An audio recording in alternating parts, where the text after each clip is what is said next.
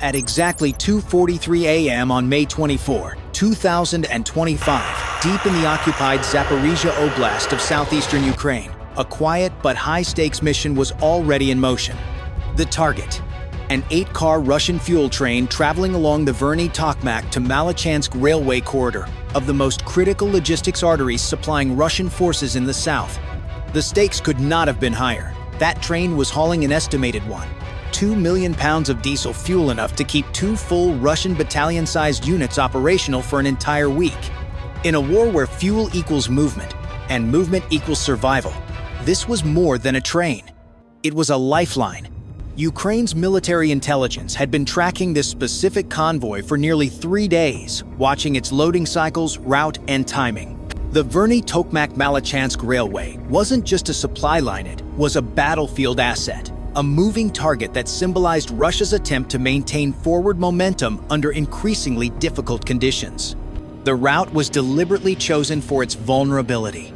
At the moment of attack, the train was over 18 miles from the nearest Russian air defense system, a calculated gap in coverage that Ukraine's drone operators intended to exploit. It was the kind of opportunity that didn't come often and wouldn't last long. This wasn't about spectacle, it was about denial. Denying Russia the fuel it needs to keep tanks moving, trucks hauling, and artillery firing. At 2:43 a.m., that train was still intact. But in less than 90 seconds, it would become a blazing message to Moscow. Ukraine doesn't need tanks to stop an army, just the right target, and a drone smart enough to hit it.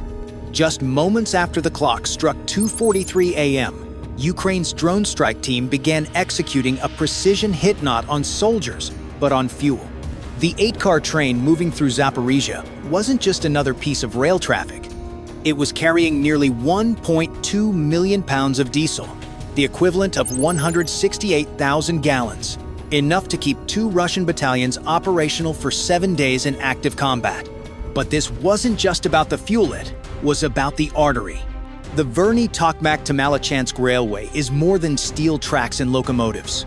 It's the southern spine of Russia's entire logistics network in occupied Ukraine.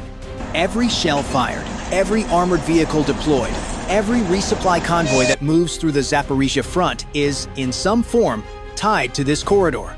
Disrupt it, and you don't just delay shipments, you paralyze momentum. Ukraine's military planners understood that better than anyone. This strike wasn't opportunistic. It was strategic. The operation aimed to shatter the rhythm of Russian movement across southern Ukraine by severing one of its most dependable supply lines. Unlike frontline combat, where gains are measured in meters, this was about strategic denial, cutting off what keeps the front alive.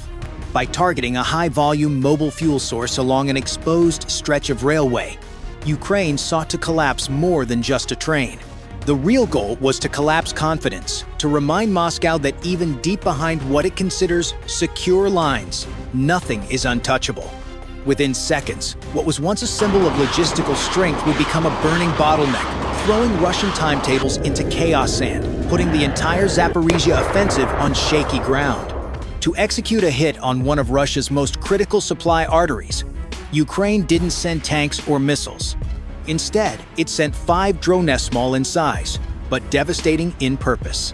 The strike package was a finely tuned combination of reconnaissance, precision guidance, and raw kinetic impact, designed specifically for a one-shot disruption of Russian logistics.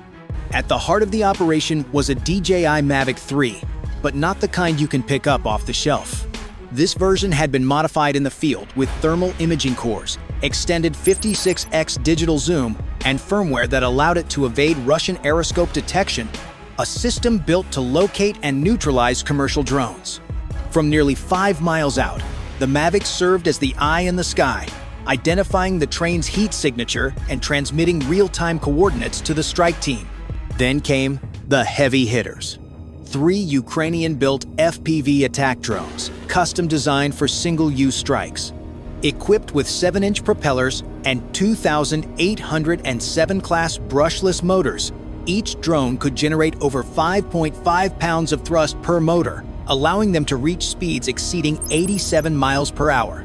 Controlled via FPV headsets, these drones use GPS navigation for approach and AI-powered optical recognition for terminal guidance, allowing them to lock onto and strike specific structural weak points of moving targets.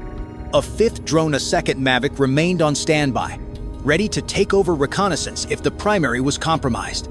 In this battle, the drones weren't just tools, they were scalpel and sword.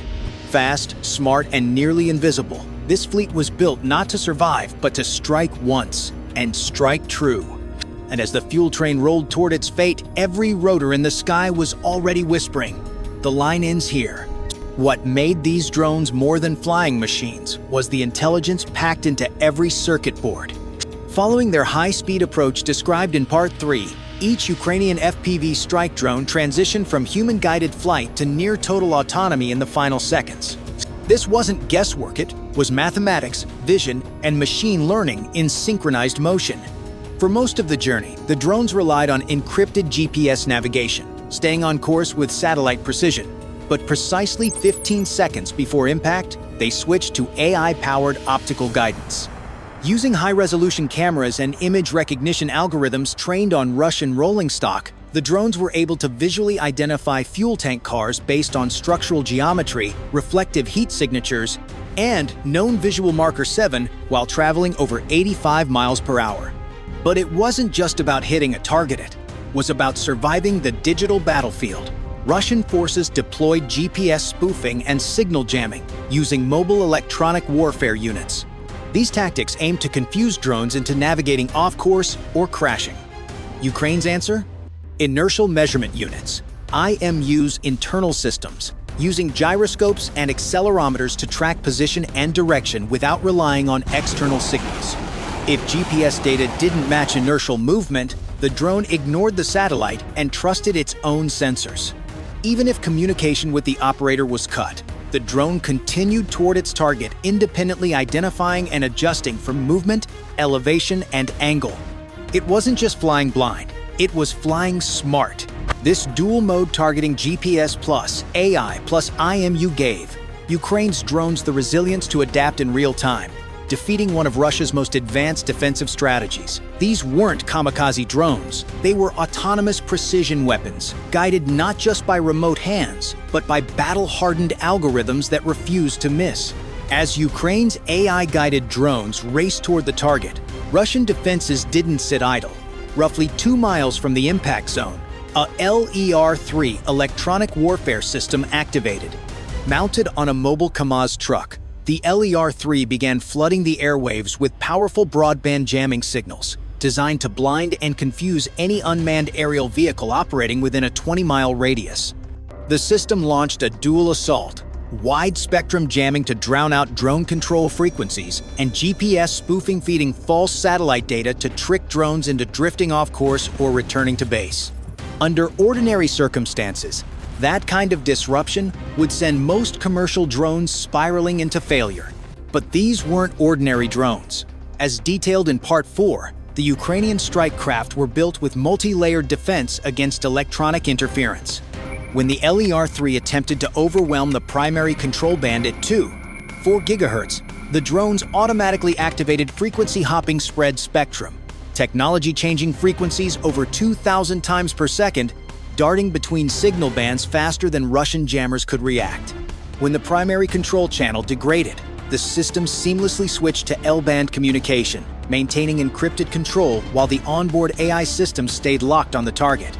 Even if full control was lost, the drone's autonomous mode kicked in, using its internal image recognition and inertial data to complete the strike without human input. The LER-3 had expected to swat down amateur-grade drones. Instead, it met a network of combat-hardened platforms built to survive precisely this kind of electromagnetic war.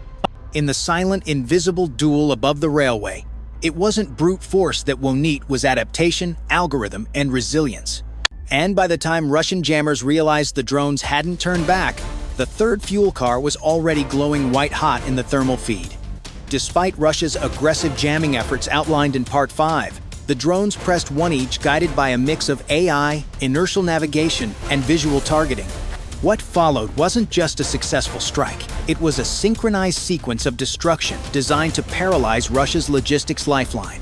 Drone 1 led the charge. Locked onto the third car of the moving fuel train, it entered a shallow terminal dive at over 85 miles per hour, stabilized by onboard AI, even as interference flared. The 2.6-kilogram shaped charge warhead detonated on contact, piercing the car's half-inch thick steel wall with a jet of molten metal traveling over 30,000 feet per second. Inside, the pressurized diesel ignited instantly, creating a shockwave of fire and vapor that turned the tanker into a blast furnace on wheels. Seconds later, Drone 2 struck Car 6, exploiting the growing chaos. Using the fireball as cover, it locked on to the next cold target. The warhead punched through and ignited another 150,000 pounds of fuel. The train's interconnected ventilation system, designed to equalize pressure during refueling, now acted as a superhighway for flame. Within 15 seconds, Cars 5 and 7 ignited in a chain reaction. Then came Drone 3, looping in from the west and diving straight into Car 8, the rear of the formation. The explosion completed the arc of destruction. With fuel cars 3, 6, and 8 now fully engulfed, the blaze consumed nearly 560 tons of diesel in under 2 minutes. Flames soared over 650 feet into the night sky. The heat warped steel rails into serpentine coils, melted wooden ties, and left the entire rail line structurally unsalvageable. What had started as 3 drone launches had become a strategic inferno, burning not just fuel but Russia's momentum in Zaporizhia. The inferno that tore through the Russian fuel train in Part 6 didn't begin in a drone bayit, began in a kitchen, a basement, a field. It began with ordinary civilians, living under occupation, armed with nothing more than smartphones and quiet courage. The strike's precision wasn't just a triumph of technology, it was the result of 72 hours of human intelligence gathered by Ukraine's civilian resistance. These weren't soldiers, they were farmers, teachers, retired mechanics. But for 3 days, they tracked the fuel convoy's loading times, movement patterns, and rail speeds. They noted when Russian radar systems were shut down for maintenance. They measured time gaps between patrols. One critical observation identified a 15-minute window, a stretch of railway over 18 miles from any active air defense coverage. That window became the kill zone. Encrypted messages, some no more than lines of text or a single photo, made their way through Ukraine's partisan network, bouncing across digital relays until they reached a command center over 18 miles away. There, drone operators and military planners merged this stream of raw, ground-level intelligence with real-time satellite feeds and thermal imagery. And when the drones took off, every flight path, every target lock, every split-second adjustment traced its origins to those anonymous eyes on the ground. These civilians risked prison, torture, or worse, yet they never stopped watching. Their names will never make the headlines, but without them, the inferno never would have happened. In modern warfare, precision isn't built solely in code or circuits. Sometimes it's born in silence and whispered updates from occupied towns and unseen hands pointing toward a moving train. The fire in Zaporizhia wasn't just from fuel, it was lit by resistance. What began with whispered coordinates from brave civilians in occupied territory ended in one of the most devastating logistical strikes of the war. In under 2 minutes, Ukraine's drone assault turned a routine Russian fuel convoy into a raging inferno. The damage was not symbolistic, it was tactical, strategic, and deeply personal. Over 1.2 million pounds of diesel fuel were incinerated. At least 3 tank cars were obliterated beyond recognition. The railway itself, a critical supply artery running through Zaporizhia, was left warped, scorched, and unusable. Rails were twisted by heat, wooden ties reduced to ash, and debris scattered across the railbed like shrapnel. Repairing the line will take weeks, assuming crews can operate without being struck again. But the true impact went far beyond steel and fuel. This operation sent a message not just to Russian commanders, but to every occupied town, every drone operator, and every silent observer risking their life to pass along intel. It proved that a $500 drone, guided by AI and ground-level resistance, can do what an entire artillery battery might not: cripple a battalion-sized supply operation without firing a single traditional shot. This is no longer conventional warfare. This is a battlefield shaped by technology, adaptation, and audacity. A war where precision doesn't come from expensive missiles, but from a teenager piloting a quadcopter from a hidden bunker. A war where silence becomes strategy, and the sky belongs to the bold. Russia still holds territory. But in moments like this, it's clear. Ukraine owns the initiative. And as long as resistance flows through fiber optics and back roads, and drones fly with eyes smarter than bullets, this war will be fought on new terms. Invisible, intelligent, and impossible to predict.